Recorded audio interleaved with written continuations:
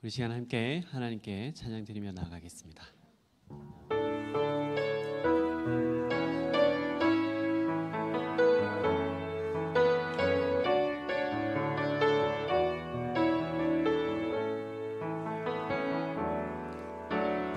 예수 우리 왕이여, 이곳에 오소서. 보좌로 주여 임하사 찬양을 받아 주소서. 주님을 찬양하오니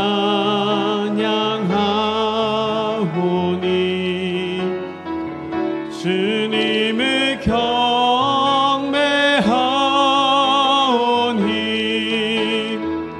왕이신 예수여 오셔서 자정하사 다스리소서. 예수 우리 왕이여, 예수 우리 왕이여, 이곳에 오소서. 보좌로 주여 임하사 찬양을 받아 주소서. 주님을 찬양하오니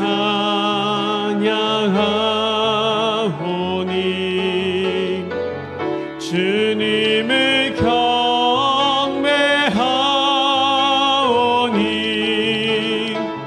왕이신 예수여 오셔서 자정하사 다스리소서.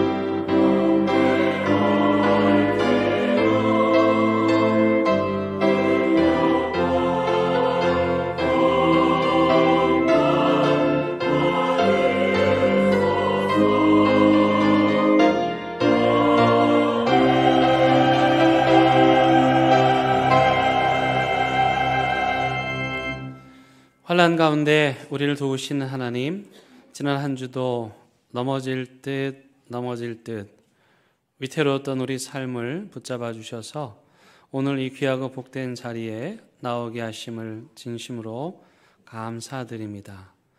이 세상의 시끄러운 소리를 뚫으시고 너는 내 사랑하는 아들이라 딸이라 말씀하시는 그 하나님의 또렷한 음성을 듣고 용기 내어 다시 이 자리에 나왔사오니 우리에게도 믿음 주셔서 이 시간 오직 하나님은 우리의 진정한 하나님이십니다 라고 고백하는 예배가 되게 하시기를 예수 그리스도의 이름으로 간절히 기원드립니다. 아멘.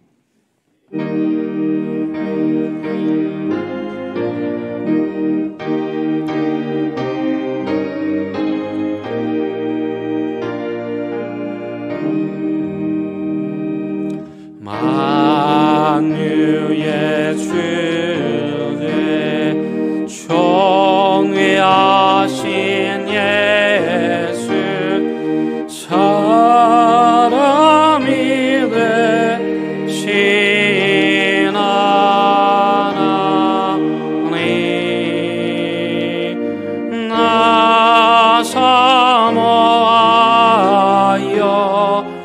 영원히 섬길래 영광 되신 주로다. 화려한 동산 무성한 저승어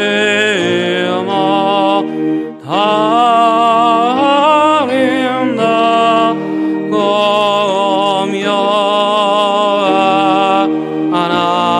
오묘하나 순전한 예수 더 아름다워 봄 같은 예쁜 주시네.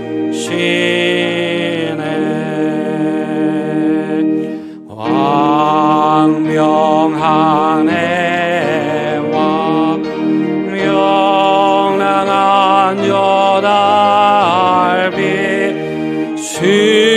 수많은 별들을 빛나나 주 예수 빛은 더 찬란하여 참미교할 수 없도다.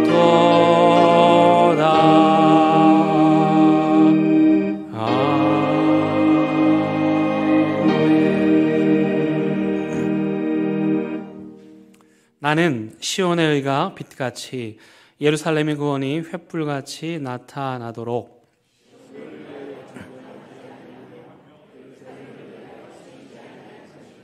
이방 나라들이 내 공의를 묻 왕이 다 내 영광을 볼 것이요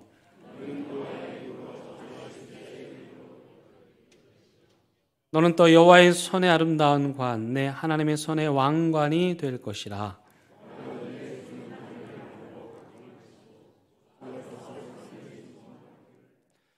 불이 섭을 사르며 불이 물을 끓임갑게 하사 주의 원수들이 주의 이름을 알게 하시며 이방 나라들로 주 앞에서 떨게 하옵소서.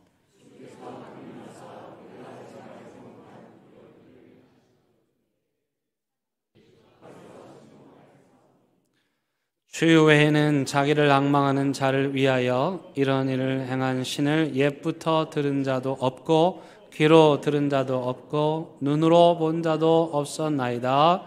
아멘. 나는 전능하신 아버지 하나님 천지의 창조주를 믿습니다.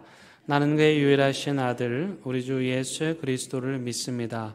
그는 성령으로 잉태되어 동정녀 마리아에게서 나시고 본디오 빌라도에게 고난을 받아 십자가에 못 박혀 죽으시고 장사된 지 사흘 만에 죽은 자 가운데서 다시 살아나셨으며 하늘에 오르시어 전능하신 아버지 하나님 우편에 앉아 계시다가 거기로부터 살아있는 자와 죽은 자를 심판하러 오십니다. 나는 성령을 믿으며 거룩한 공교회와 성도의 교제와 죄를 용서받는 것과 몸의 부활과 영생을 믿습니다. 아멘. 자리에 앉으셔서 하나님과 여러분만이 아는 은밀한 죄를 침묵 가운데 고백하는 시간 같습니다.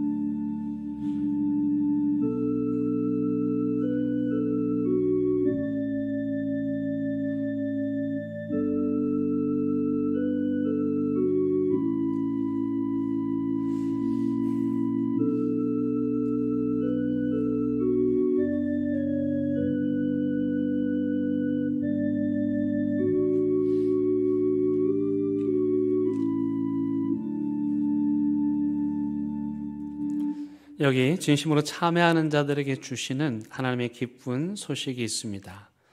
오직 시온에 이르기를 여호와께서 나를 버리시며 주께서 나를 잊으셨다 하였거니와 여인이 어찌 그 젖 먹는 자식을 잊겠으며 자기 태선한 아들을 긍휼히 여기지 않겠느냐. 그들은 혹시 잊을지라도 나는 너를 잊지 아니할 것이라. 아멘.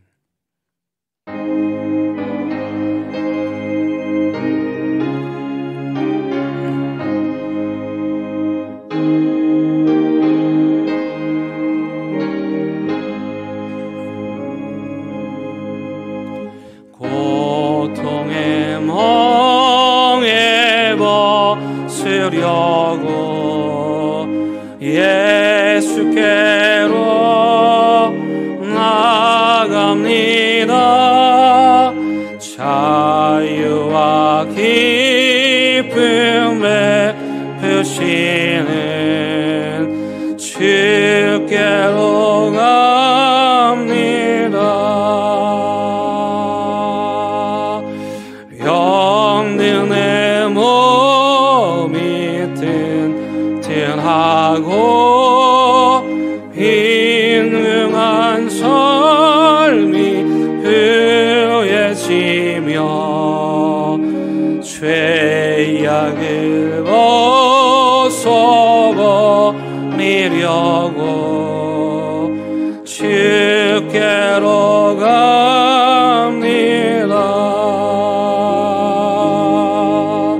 낭패와 실망 당한 뒤에 예수께로 나갑니다.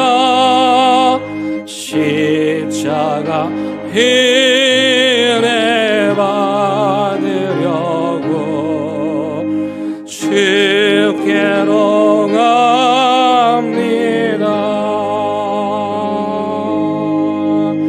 슬프던 마음 위로받고 인생의 풍파 장전하며 영광의 찬송 부르려고 주께로 갑니다.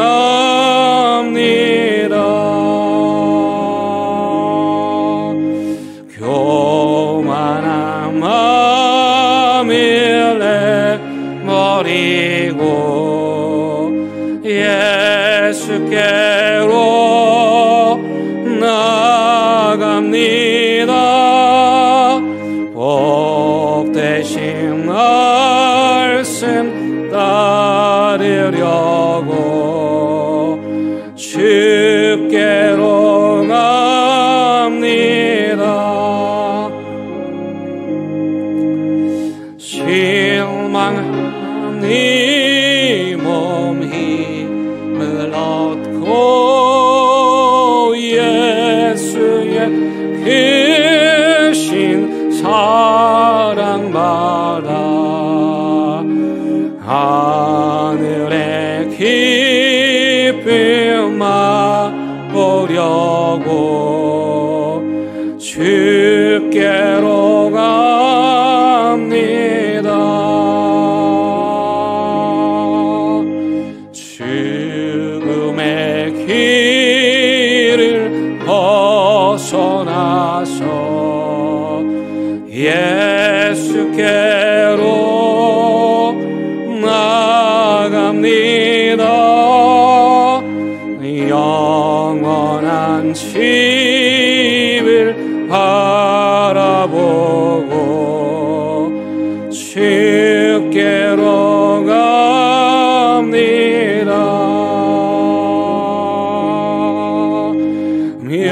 멸망의 복을 예언하와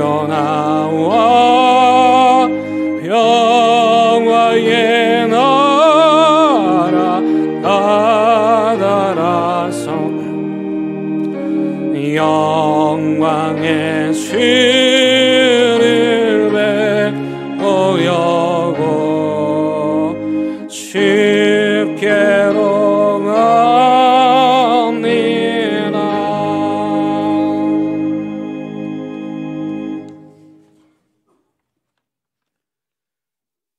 은혜가 풍성하신 하나님 아버지, 지난 한 주간도 추위 가운데서도 건강을 지켜주신 은혜를 감사합니다.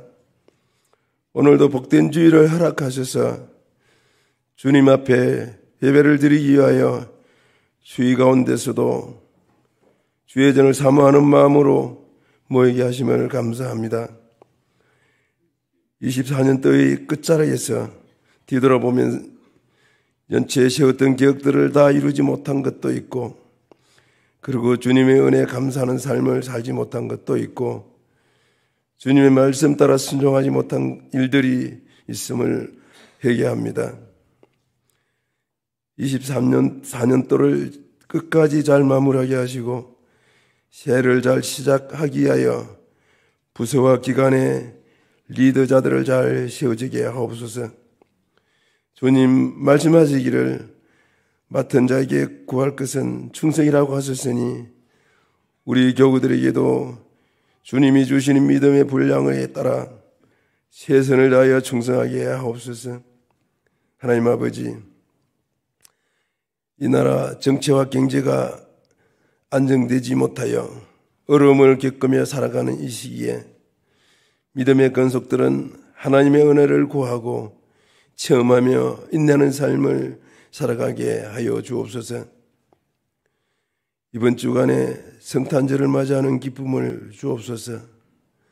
이스라엘 백성들이 포로 시절에 메시아를 기다리듯이 우리의 현실이 불확실한 환경에 처해 있을 때 좌절과 희망의 어두움을 이기는 평화의 왕 예수님의 탄생을 축하하게 하옵소서. 오늘 오후 예배는 교육부에서 아이들이 성탄 축하 발표를 할 때에 큰 기쁨의 은혜를 주시고 이들에게 성탄의 추억을 가지고 일생을 살아가게 하옵소서. 연약한 자의 편이 되시는 하나님 아버지, 연말연시에 고독의 두려움에 처해 있는 자들과 궁핍함 속에서 있는 이웃들에게 주님의 시선이 머물게 하셔서 주님의 방법으로 저희들을 사용하여 주옵소서. 하나님, 저희 대행교회가 이 지역과 부산의 성사를 위하여 귀하게 써 주옵소서. 어려울 때 교회가 교회다운 사역들이 필요할 때 사용하여 주옵소서. 우리 교우들 중에 마음의 상처로 인하여 믿음의 생활에서 주저앉아 있는 분들이 있으면 속히 벗어나게 하옵소서. 군 복무로, 회 취업으로, 항해 중으로, 하업으로 등등 여러 모양으로 출타 중인 교우들을 건강하게 지낼 수 있도록 보호하여 주옵소서. 경제적 생활의 어려움과 투병으로 힘겨운 우리 성도님들 위로와 용기와 회복이 있게 하옵소서. 오늘 주님의 말씀을 대언하실 목사님을 주님의 능력의 손으로 붙잡아 주시고 전하해지는 말씀 가운데서 우리의 심령을 깨우시고 치유와 역사가 일어나게 하옵소서.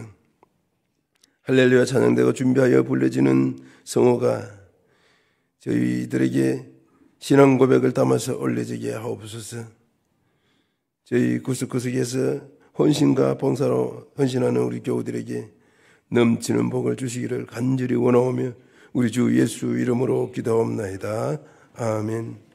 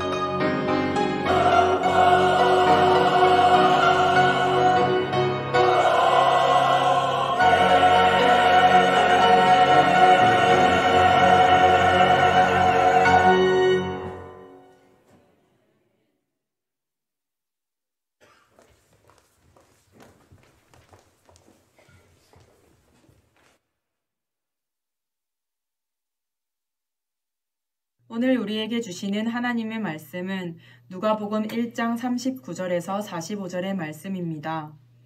하나님의 말씀을 봉독하겠습니다. 하나님의 말씀을 경청하시기 바랍니다.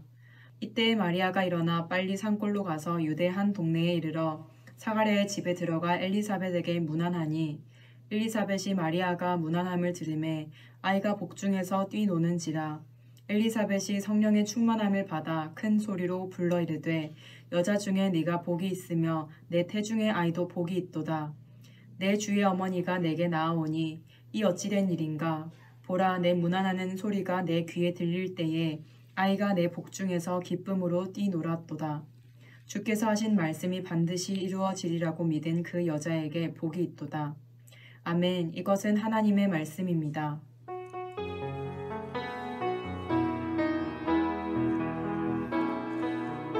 이 말씀 따라 사는 동안 지치지 않게 하시고 이 말씀 따라 사는 동안 주님 나라 이루소서. 찬양대 찬양에 언제 아멘 해야 될지 맞추기가 참 쉽지가 않아요. 1, 2부가 같은 곡인데 1부에서도 똑같이 그렇게 했어요. 그러니까 여러분들 잘못이 아니니까 미안해하지 않으셔도 되겠습니다. 근데 이제 찬양하고 나면 우리가 아멘이라고 화답을 하는데 어떤 성도님께서 목사님, 우리 교회 성도님들이 할렐루야 아멘이 무슨 뜻인지 모르나 봐요. 그래서 왜 이렇게 우리 교회 교인들이 아멘을 안 하냐고. 그래서 저보고 그걸 좀 꼭 가르쳐 주시라고. 그래서 다 아는데 또 제가 안 하면 삐지실까 봐 그분이 말씀을 드리면, 아멘은 영어로 true라는 뜻이에요. 진실하다는 뜻이에요. 그래서 아멘은 그대로 아람어 아멘이에요, 발음이. 그래서 이게 그 세계적인 언어죠. 여러분들이 미국 교회 가고 프랑스 교회 가고 뭐 아프리카 어느 교회 가도 예배 시간에 아멘 하면 그 사람들이 알아듣는 말이에요. 그게 뭐냐? truly, truly 라는 뜻이에요. 내가 진실로 진실로 믿습니다 라는 뜻이고, yes, 내가 그 말 그대로 동의합니다 라는 뜻이에요. 그래서 찬양대 중간중간에 속으로 아멘도 하시고 또 끝에 함께 큰 목소리로 아멘으로 화답을 하는 것이죠. 나도 그렇게 고백합니다. 내가 진실로 찬양대 찬양의 고백을 나의 고백으로 받아들입니다. 그런 뜻이죠. 할렐루야는 이것은 이제 구약 성경의 언어인데 하나님을 찬양하라 그런 말이죠. 그래서 시편에 보면 하나님을 찬양하라는 노래가 가득합니다. 그래서 사실은 우리가 하나님을 찬양하라 할렐루야라고 하는 그런 고백이 우리 삶에 계속되어야 하는 것이고, 그렇게 하나님을 찬양하라 할렐루야 하면 듣는 사람들은 함께 우리가 아멘, 나도 그렇습니다, 나도 동의합니다, 그렇게 고백을 하는 것이죠. 이해가 되셨죠? 예, 다음 주에는 우리가 맞춰봅시다. 아멘을. 제 아내가 첫째 아이를 가졌을 때 벌써 22년이 흘렀는데 아직도 그때의 감동을 잊을 수가 없습니다. 특히 그 녀석이 그 엄마 뱃속에서 살아있다고 신호를 보낼 때, 보통 우리 그걸 뭐라 그러죠? 태동이라고 하는데, 저는 태동을 느끼지는 못했지만 그 태동을 보는 것만으로도 신기했어요. 특별히 우리 둘째 아들은 엄마 뱃속에서부터 축구를 했습니다. 참 신기하게 이 녀석이 발을 이렇게 내밀면 아내 배가 이렇게 올라가면서 발 자국이 이렇게 나는 거예요. 세상에, 여러분 우리 처음 들으세요? 이상 우리 아들만 그랬구나. 그러다가 또 다른 발로 이렇게 하면 또 배가 이렇게 올라오는 거예요. 진짜 너무너무 신비로운 거예요. 그 안에 자기 생명이 살아있음을 얘기하는 거예요. 저는 그런 면에서는 우리 출산하시는 여성분들이 너무나도 부럽습니다. 오늘 그 전율이 느껴지는, 정말 그 느낌만으로도 살아있음을 알게 해주는 그 태동을 느낀 두 임산부가 함께 만났습니다. 그런데 이 두 임산부는 서로가 자기가 임신했다는 사실을 말할 수 없는 사람이었어요. 첫 번째 엘리사벳은요, 지금으로 말하면 할머니의 나이, 40대 중반에 아이를 가진 거예요. 그 옛날에 그 나이에 아이 가졌다고 하면 다 쯧쯧쯧 하는 나이라 밖에 나가서 아이 가졌다는 말 할 수 없었어요. 반면에 이 마리아는 10대 미혼모였어요. 오늘날도 그러하거니와 결혼도 하지 않은 이 10대 아이가 아이를 가졌다. 이거 어디다 가서 말하겠습니까? 그래서 속으로 둘이 자기만 알고 끙끙거리고 있을 때 이 마리아가 딱 생각이 났어요. 우리 친척 중에 엘리사벳이 있는데 그분이 임신했다고 하는데 그분에게 찾아가서 말을 좀 해야 되겠다. 그래서 여기 성경에 보면 마리아가 서둘러 갔다 이렇게 돼 있어요. 우리가 성경을 읽을 때 이런 대목을 놓치면 안 돼요. 서둘러라는 말을 저자가 의도적으로 기록한 것이죠. 마리아의 심정이 그렇다는 거예요. 지금 서둘러서 엘리사벳을 찾아가지 않으면 안 되는 그런 심정이었던 것이죠. 그렇게 엘리사벳이 마리아를 딱 만났어요. 마리아가 들어오는데 그 순간 이 엘리사벳은 마리아의 뱃속에 있는 그 아이가 어떤 아이인지 알았고, 그리고 마리아가 어떤 상황 가운데서 자기를 찾아오는 줄 알았어요. 그래서 그 자리에서 이 엘리사벳이 마리아를 향해서 이렇게 말해요. 너 복 있는 여자야. 이렇게 말해요. 너 진짜 복 받은 여자야. 그러면서 그 이유를 설명하는데, 첫 번째는 온 인류를 구원할 메시아를, 아기 예수님을 품에 품고 있으니 너 진짜 복 받은 여자야. 그리고 두 번째는 세상에 그런 감당할 수 없는 사실을 받아들이고 그것을 믿음으로 고백한 너의 믿음이 정말 대단한 거야. 그래서 너는 복을 받은 여자야. 이렇게 말하는 거야. 근데 이 엘리사벳만 마리아 뱃속에 예수님 알아본 게 아니고 엘리사벳의 뱃속에 있었던 6개월 되었던 세례 요한도 예수님을 알아보았어요. 그래서 우리 아들놈처럼 발을 뻗으면서 막 기뻐가지고 춤을 추는, 엘리사벳이 내 뱃속에 아이가, 네 뱃속에 있는 아기를 예수님을 보고 지금 너무 기뻐서 춤을 춘다. 이렇게 이야기를 하고 있는 것이죠. 마리아에 대해서 보통 이 카톨릭은 우리가 생각하기에 과하게 강조를 하죠. 그래서 우리 개신교도들은 그런 카톨릭의 태도를 불편하게 여겨서 반대로 마리아에 대해서 지나치게 무관심한 경향이 있습니다. 근데 제가 볼 때는 마리아에 대해서 과하게 관심을 보이는 카톨릭도 문제지만 예수님의 어머니 마리아에 대해서 의도적으로 무관심한 우리의 태도도 그렇게 바람직한 것 같지는 않습니다. 그래서 오늘은 우리가 이 예수님의 어머니 마리아에 대해서 조금 자세하게 살펴보려고 합니다. 일단 우리가 아는 것처럼 예수님은, 이 마리아는 혈통적으로 예수님을 낳은 친어머니, 혈육의 어머니이시죠. 그리고요, 이 마리아는 적어도 누가가 이야기하는 누가복음에서 최초의 제자입니다. 누가복음 1장 38절에 보면 마리아가 주의 말씀대로 내게 이루어지이다 이렇게 고백합니다. 누가는 이것을 최초의 신앙의 고백, 즉 예수 그리스도를 따르는 최초의 제자가 마리아였다는 것을 우리에게 말하고 있어요. 또 한 가지 더 중요한 것은 예수님 시대에 그 시대에 왜 예수님께서 마리아를 통해서 태어났는 이 마리아 탄생에 대한 이야기를 강조했는가? 그 이유는 바로 그 시대에 만연했던 영지주의라고 하는 이단 때문에 그래요. 영지주의라는 말은 말 그대로 영적인 것만이 최고라는 거예요. 그래서 우리가 몸으로 하는 거, 육신으로 하는 거는 그것은 죄라는 거예요. 영적인 것만 거룩하다는 거예요. 육적인 것은 중요하지 않다는 거예요. 이렇게 딱 영과 육을 갈라서 생각하는 사람들이 영지주의였어요. 그런데 문제는 뭐냐면 이 생각이 계속 발전하다 보니까 예수님도 영적인 존재이신 거예요. 인간이 아니신 거예요. 그렇게 되면 문제가 어떤 문제가 생깁니까? 예수님이 십자가에서 죽으실 수가 없는 거예요. 영적인 존재가 어떻게 죽겠냐는 거죠. 그래서 영지주의자들은 예수님이 십자가에서 죽으셨다는 사실을 부인합니다. 거기 그 십자가에 우리가 눈으로 봤던 예수님은 영적인 존재지 인간이 아니라는 거예요. 그럼 십자가의 예수님은 뭐냐? 그 십자가에서 그분 죽으신 게 아니에요. 영혼이기 때문에 우리가 죽은 줄로 알았는데 죽지 않았다는 거예요. 이상해져 버린 거죠. 그래서 초대교회의 지도자들은 이런 영지주의 이단에 대항하여서 아니다.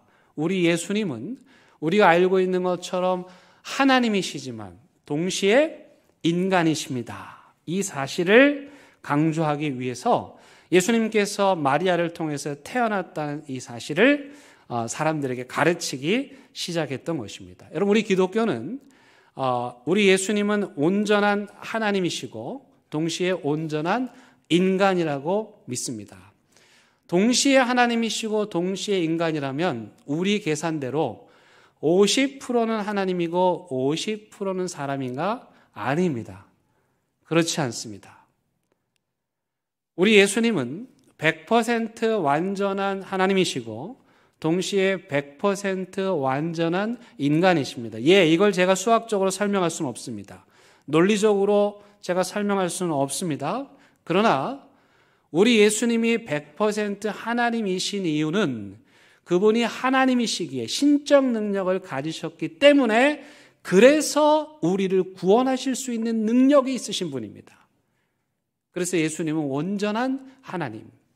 그 다음에 우리 예수님은 온전한 우리와 똑같은 아프고 배고프고 힘들고 줄이시고 서운하고 섭섭하고 가슴 아파하셨던 완전한 인간이십니다. 바로 그랬기 때문에 예수님이 우리의 연약함을 아셨고 그런 우리를 사랑하셨다고 믿습니다. 당연히 이 예수님의 인성과 신성은 신앙의 고백적 영역에 속하는 부분이죠. 그래서 우리는 매번 사도신경을 고백할 때 성령으로 잉태했다. 예수님의 신적인 탄생을 의미하죠. 그리고 동정녀 누구에게?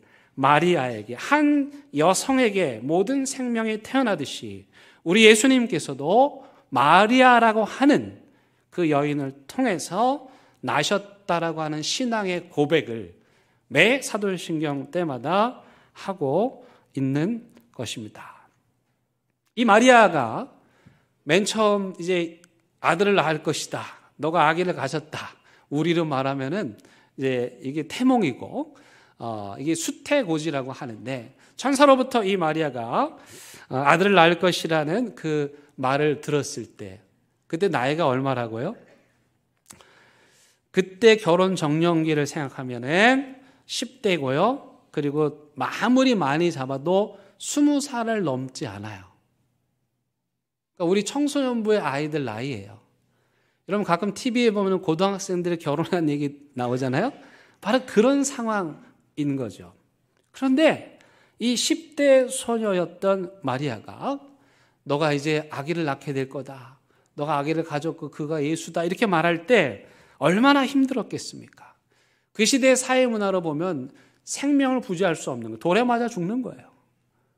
그런데 마리아는 그런 그 하나님과 끈질긴 영적인 그 치열한 대화 끝에 주님의 종이니까 주의 말씀대로 따르겠습니다. 이렇게 고백을 합니다. 마태는 이 예수님의 탄생 이야기에 구약의 말씀을 가지고 와서 이 마리아의 예수 탄생은, 마리아를 통한 예수 탄생은 일찍이 구약에서 예언한 예언이 이루어진 것이라고 말씀합니다. 마태복음 1장에서 이사야 7장 14절 말씀을 마태가 인용하죠. 보라 처녀가 잉태하여 아들을 낳을 것이요 그 이름을 뭐라 하리라? 임마누엘이라 하리라. 이 말씀은 구약에서 온 말씀입니다. 이사야 7장 14절에서 이사야가 아하스 왕에게 한 말이에요. 이 말씀은 좀 맥락을 우리가 이해를 해야 되는데 아하스 왕이 이제 아람 동맹군이 막 쳐들어오는 거예요. 엄청나게 큰 군대죠. 그러니까 왕으로서 이걸 대처해야 되겠는데 감당이 안 되니까 이제 아수르한테 도움을 청하려고 마음을 먹고 있었어요.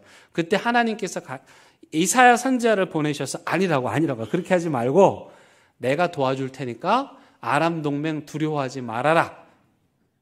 그렇게 말했어요. 근데 아하스 왕이 못 믿겠다고. 지금 이렇게 해도 아람 군대가 엄청나게 대군을 이끌고 왔는데 무슨 하나님이 나를 도와줄 수 있겠냐. 못 믿겠다고 그러는 거야. 그래서 하나님께서 이사야를 통해서 아니라고, 내가 분명히 이기게 해줄 테니까 너 증거가 필요하냐? 그럼 나한테 증거를 보여달라고 얘기해봐. 야, 하나님이 오죽 답답하셨으면 이렇게 말씀하셨을까요? 여러분, 그런 예가 없잖아요.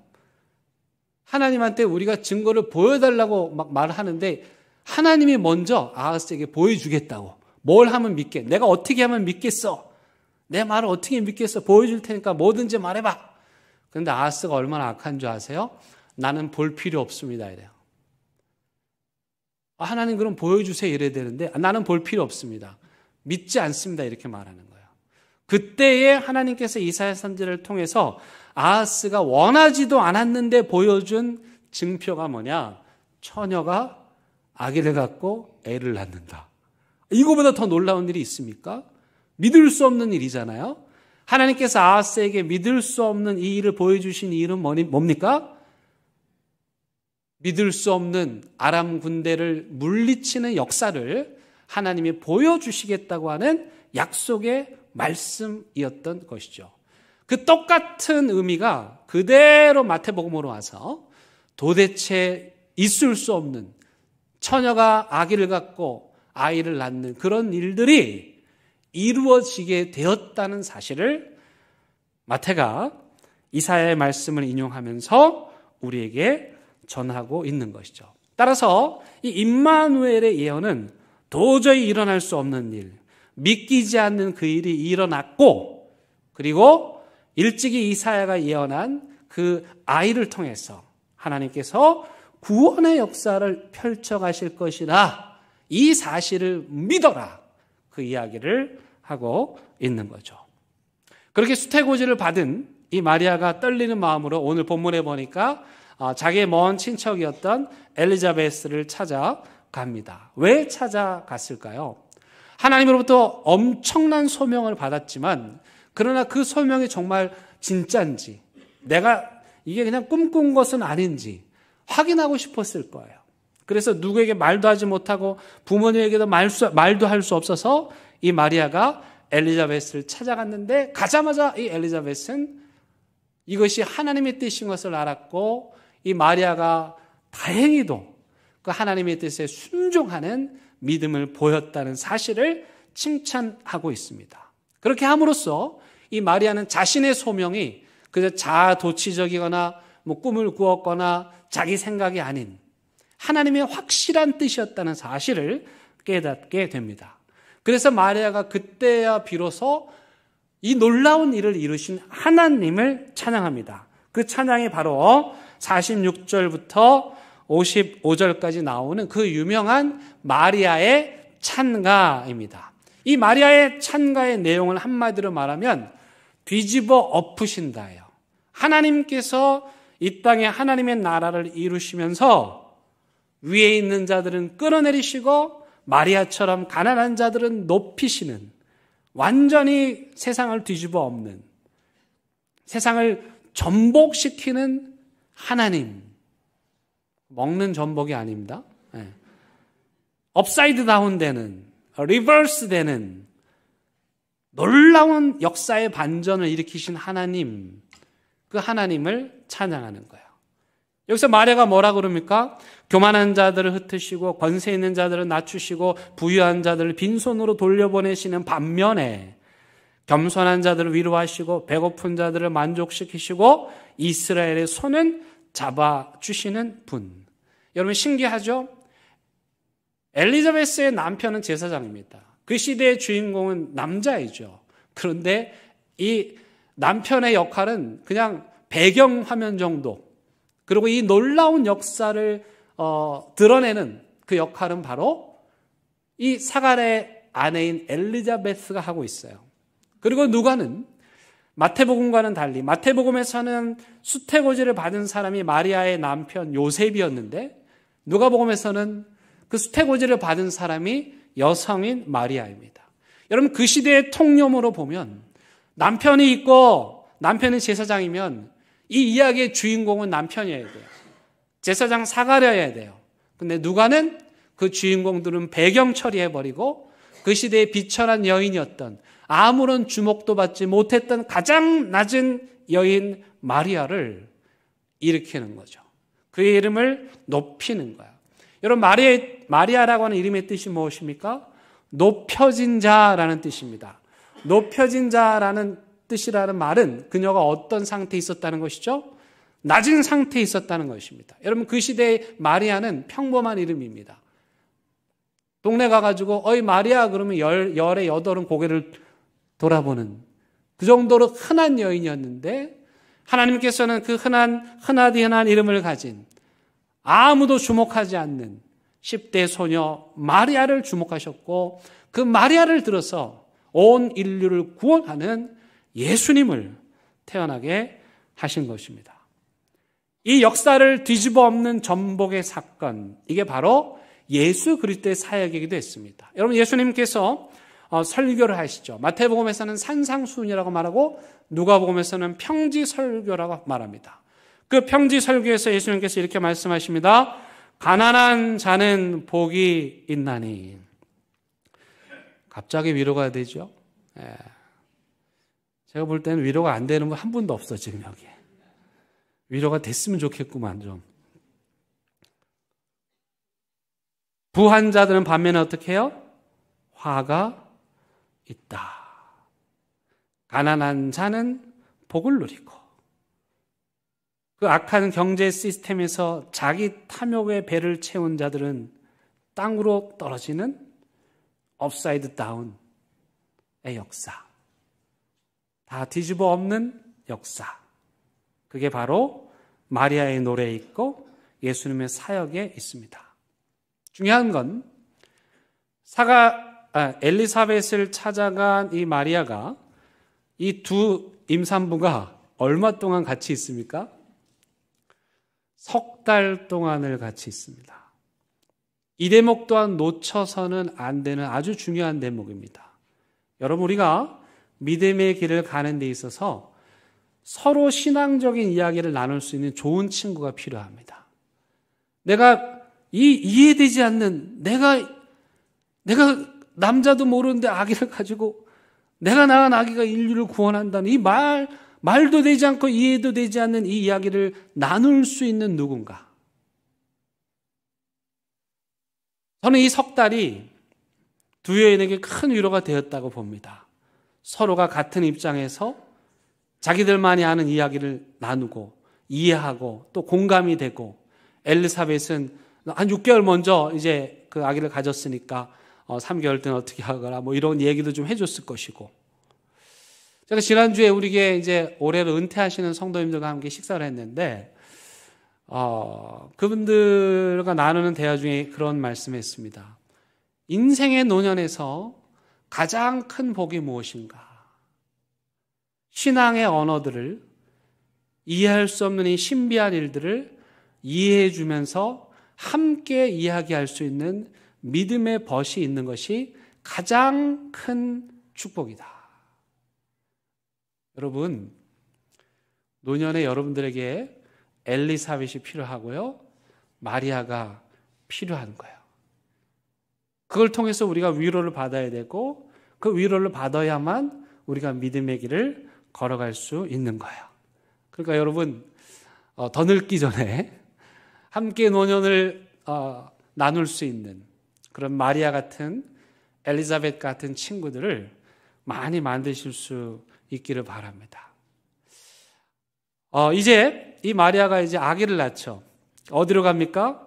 베들레헴이라고 하는 작은 시골 마을로 갑니다. 이것은 이 요셉과 마리아가 유다의 다윗의 후손이었다는 것을, 유다 지파 다윗의 후손이었다는 것을 말씀해 주기 위한 그런 내용인데, 근데 문제는 뭐냐면 그때 이 로마 황제가 인구 조사를 명령을 내린 거예요. 그래서 많은 사람들이 베들레헴을 찾았고, 그로 인해서 갔는데 머물 만한 곳이 없었어요. 그때 시절에 무슨 뭐 여관이 있었겠어요? 아마 여인숙 정도인데 그나마도 없는 거죠.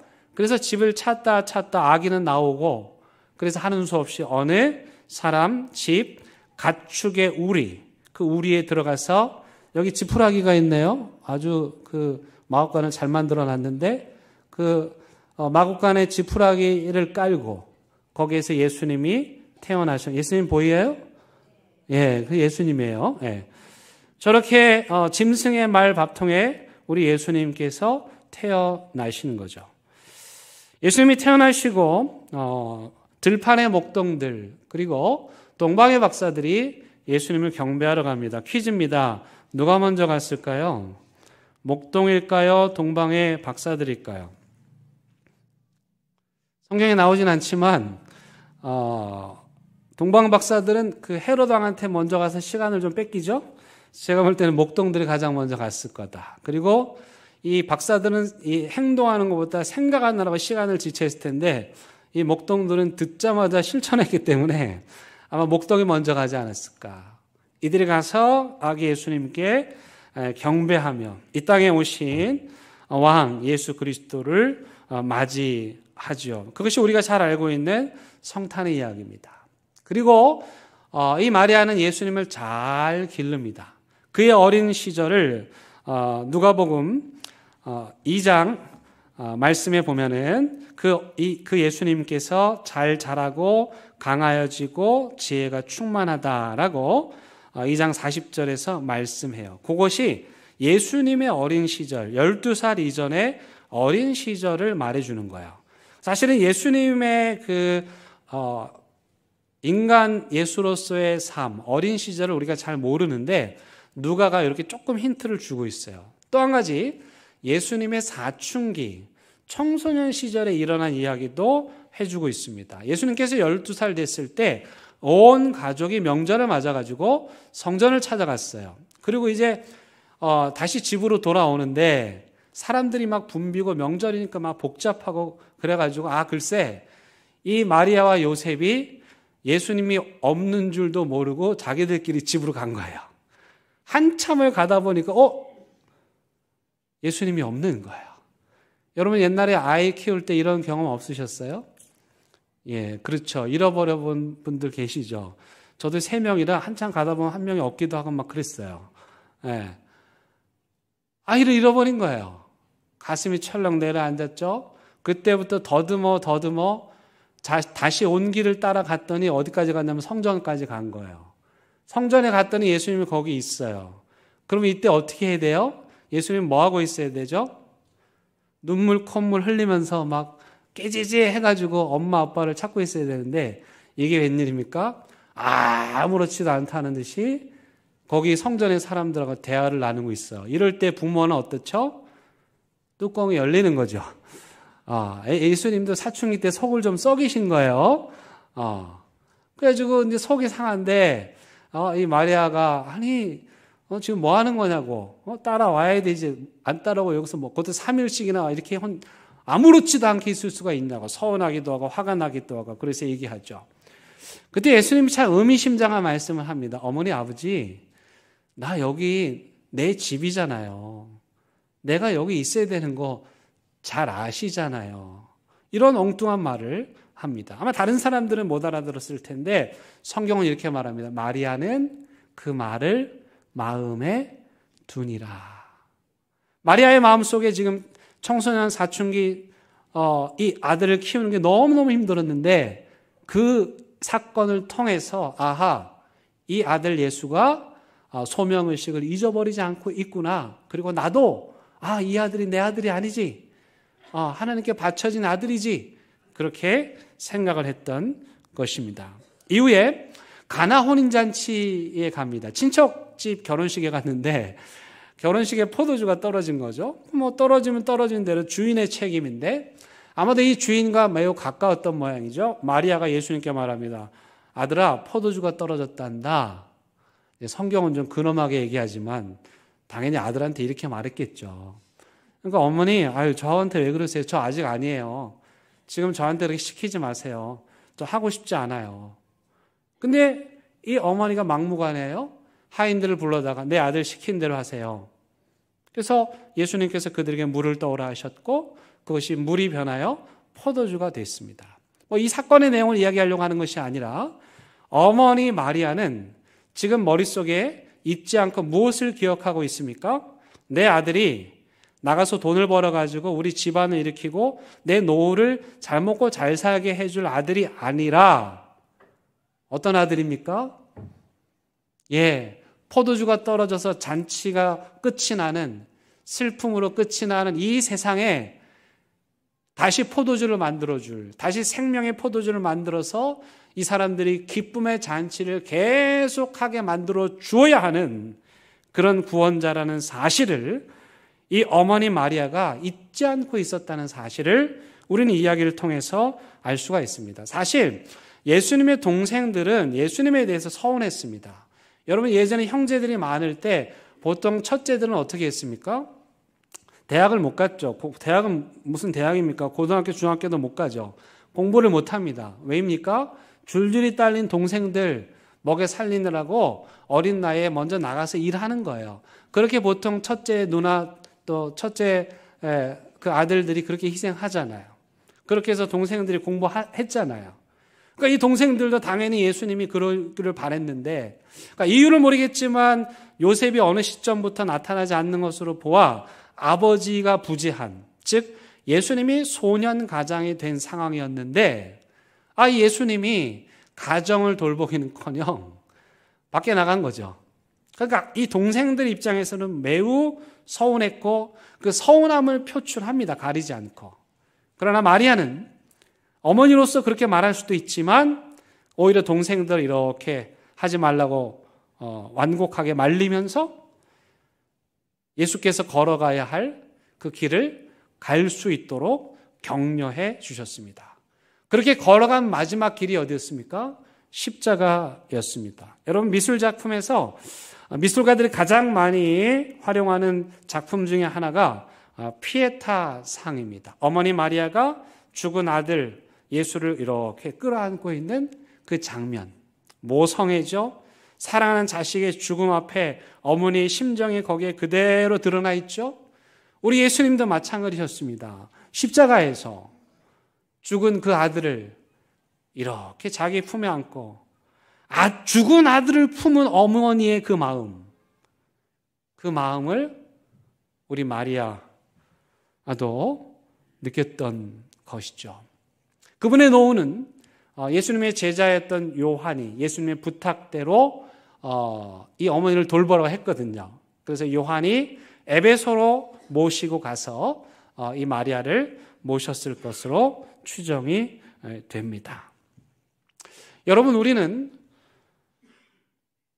이미 유명해진 마리아를 이야기하고 있기 때문에 이 감흥이 좀 떨어집니다. 마리아 유명하지, 당연하지, 예수님의 엄마니까. 근데 사실은 그 소명을 받았을 때 마리아는 그 시대에서 큰 소리 한번 쳐보지 못했던 가장 평범하고 가난하고 그 스스로도 고백하는 것처럼 비천한 여종이었죠. 그런데 하나님께서는 그 비천한 여종을 일으키셔서 높이셔서 그녀를 통해서 온 인류를 구원하실 예수 그리스도를 나게 하셨습니다. 따라서 이 마리아의 믿음은 이 세상을 완전히 역전시키는, 뒤바꾸는 그러한 훌륭한 믿음이라고 할 수가 있습니다. 또한 이 마리아는 자기의 장남을, 자기의 그 든든한 아들을 자기 소유의 아들로만이 아니라 온 인류를 구원할 아들로 바쳤던 그런 헌신의 믿음의 여인이었습니다. 여러분, 제가 이 마리아 인상을 이렇게 보면서 그런 생각을 했습니다. 맨 처음 수태고지 태몽을 들었을 때 마리아가 자기가 들은 내용을 100% 다 이해했을까? 저는 그렇게 생각하지 않아요. 그 어마어마한 충격적 사건을 듣긴 들었는데 그걸 어떻게 다 이해하겠어요. 그러니까 예수님 성전에 갔을 때 왜 여기 있냐고 말하는 거죠. 그러나 적어도 마리아는 30년 동안 하나님께서 말씀하신 그 말씀을 잊어먹지 않고 마음에 품고 있었고 모든 사건마다 아하, 아하, 아하 하면서 아들 예수를 통해서 드러나는 하나님의 놀라운 신비들을 마리아가 체험할 수 있었습니다. 그래서 유진 피터스 목사님은 제자도를 이렇게 말합니다. 한 방향으로의 오랜 순종. 여러분 어떤 기도 제목 붙잡고 몇 년 기도하셨습니까? 마리아는 그 소명을 붙잡고 30여 년 동안 그 아들 예수가 십자가에 죽어 부활하기까지 묵묵히 그 자리에서 자신의 믿음을 지켰습니다. 그 비결이 뭘까? 아니 이 비천한 10대 소녀가 어떻게 이런 엄청난 일을 감당할 수 있었을까? 여러분 오늘 말씀 보니까 또 앞뒤에 마리아의 태도를 보니까 이 마리아가요 구약 성경을 꿰뚫고 있어요. 구약의 주제를 다 알고 있어요. 무슨 말입니까? 마리아가 어려서부터 말씀으로 훈련받은 거예요. 말씀 묵상의 훈련을 받은 거예요. 말씀을 읽는 훈련을 받은 거예요. 그 말씀으로 무장한 그 힘이 그 엄청난 사건을 그 사실을 받아들이게 했고 그리고 믿음으로 그 힘겨운 시간들을 버틸 수 있게 해주었던 것입니다. 우리 교회도 보니까 마리아들이 너무 많아요. 이 세상 향해서 큰 소리 한번 쳐보지 못하고 주눅들어 살아가는 마리아들, 이번 성탄절에 다시 여러분들에게 찾아오시는 그 예수님을 품으시고 낮고 천한 우리를 높이시는 그 예수님께서 여러분들을 높여주실 것을 믿으시기 바랍니다. 왜 이렇게 하나님의 뜻이 더디 이루어지느냐고, 내가 30년을 기도했는데 이게 도대체 왜 이루어지지 않느냐고 여전히 기다리시는 분들, 마리아처럼 묵묵히 하나님의 때를 참고 인내하며 기다릴 때 하나님께서 여러분들에게 감추어졌던 예수 그리스도를 통한 구원의 역사라고 하는 그 비밀을 여러분들에게 드러내 주실 줄로 믿습니다. 그런 믿음을 가지고 올해도 어김없이 우리에게 다시 오시는 예수님을 기다리고 맞이하는 저와 여러분들 되기를 바랍니다. 우리 함께 찬양하시겠습니다.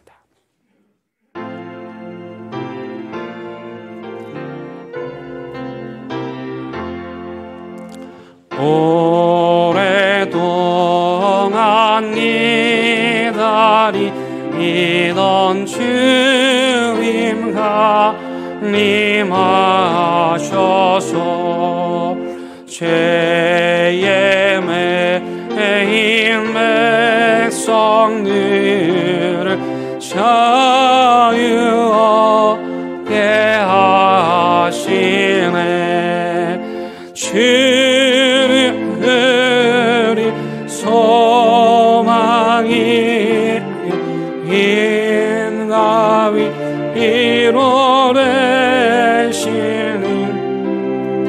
오래 기다리던 백성만이 복을 받겠네. 모든 백성을 하려고 힘은 그러시니 영원토록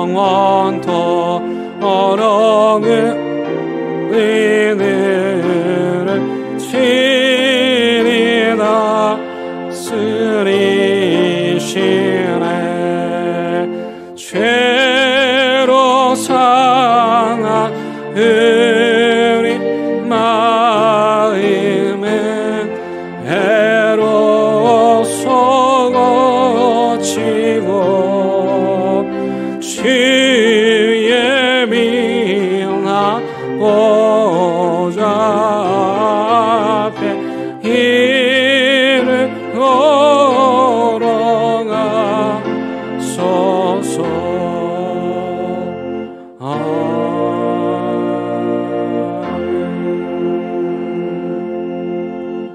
하나님, 엘리자벳과 마리아, 배가 불룩 나온 두 임산부의 대화를 생각만 해도 신비하고 생각만 해도 은혜가 됩니다.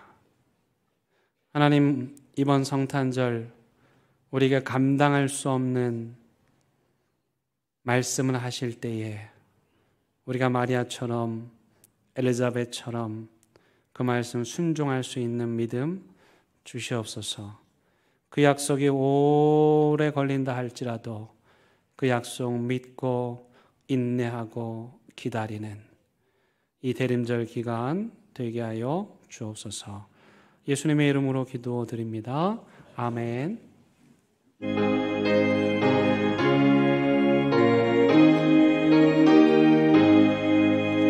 진리와 생명 되신 주 위몸을 바치옵니다. 믿음과 소망 사랑에 마음 되게 하소서.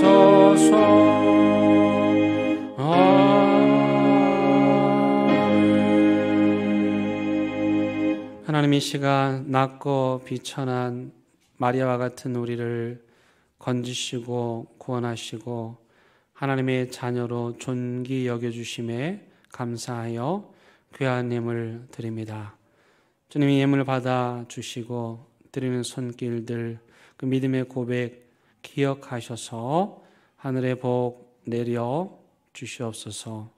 오늘도 여전히 믿음이 조롱당하고 예수 구원이 의심받는 세상 향하여 나아갑니다. 우리도 마리아처럼 감당할 수 없는 짐 잘 짊어지고 예수 탄생의 구원의 신비 전하는 대림절 되게 하여 주옵소서. 예수님의 이름으로 기도드립니다. 아멘. 함께 인사하실까요? 메리 크리스마스. 예, 옆에 있는 분들과 함께 인사 나누시겠습니다. 잘 오셨습니다. 반갑습니다. 오늘 우리 귀한 손님 오신 것 같아요. 우리 이경선 목사님 오신 것 같은데 우리 박수 한번 하도록 하겠습니다. 예, 감사합니다. 네, 우리 또 우리 청소년부 목사님 부임하셨습니다. 우리 가족과 함께 오셨는데 앞으로 나오시면 감사하겠습니다. 우리 안형일 목사님, 저처럼 세 자녀를 두셨습니다. 할렐루야죠. 예, 그리고 우리 아동부 또 청소년부에서 함께 예배할 거고, 우리 사모님도 신학을 공부하시고 목사님이십니다. 우리 청소년부에서 정말 귀한 가족 하나님 보내주셨는데 보기만 해도 든든하죠.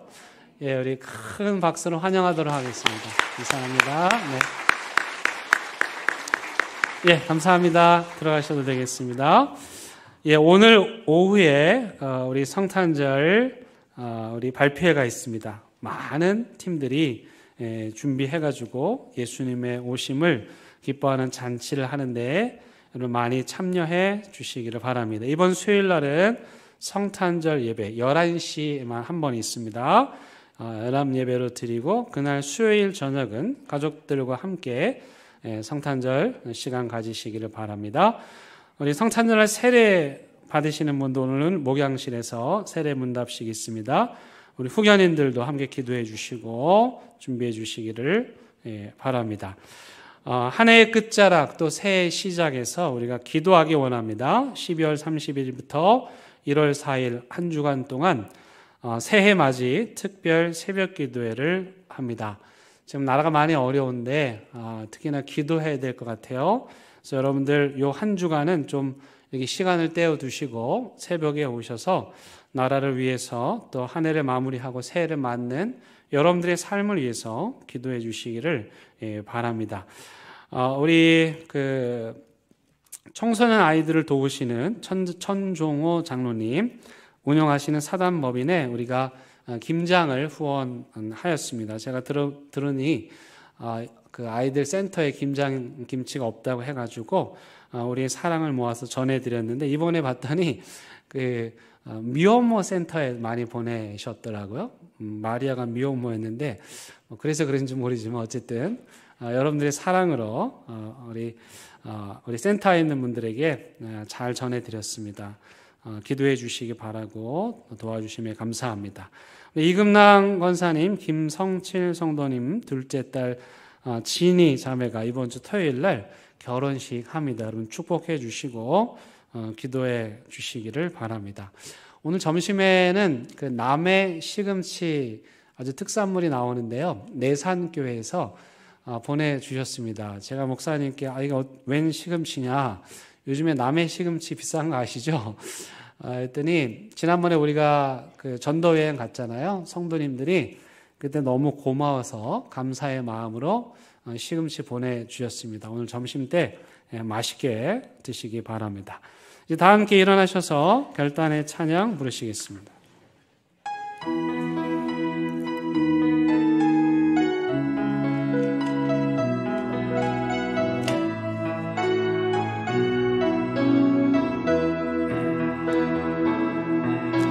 그 선한 힘에 고요히 감사여 그 놀라운 평화를 누리며 나 그대들과 함께 걸어가네 나 그대들과 희망을 여네 지나간 얽히신 작은 촛불이 어둠을 헤치고 타오르네 그 빛에 우리 모두 하나 되며 오늘 위에 미치게 하소서 그 선한 힘이 우리를 감싸시니 믿음으로 일어나릴 기대하네 주 언제나 우리와 함께 계셔 하루 또 하루가 늘 새로워 우리 주 예수 그리스도의 은혜와 하나님의 크신 사랑과 성령님의 인도하심이 숨소리조차 제대로 내지 못하고 살아가는 이 땅의 수많은 마리아들을 일으키시고 그들에게 소명을 주셔서 인류를 구원하셨던 것처럼 오늘 대형교회 통해서 또 우리 대형교회 성도들 통해서 그 놀라운 역사 이루기를 사모하고 또 사모하는 사랑하는 대형교회 모든 성도들 위해 이들의 가정과 일터와 사업장 위에 온라인 예배 드리는 가정의 재단 그리고 이 나라 이 민족 위에 이제부터 영원토록 함께 하시길 간절히 축원합니다. 아멘.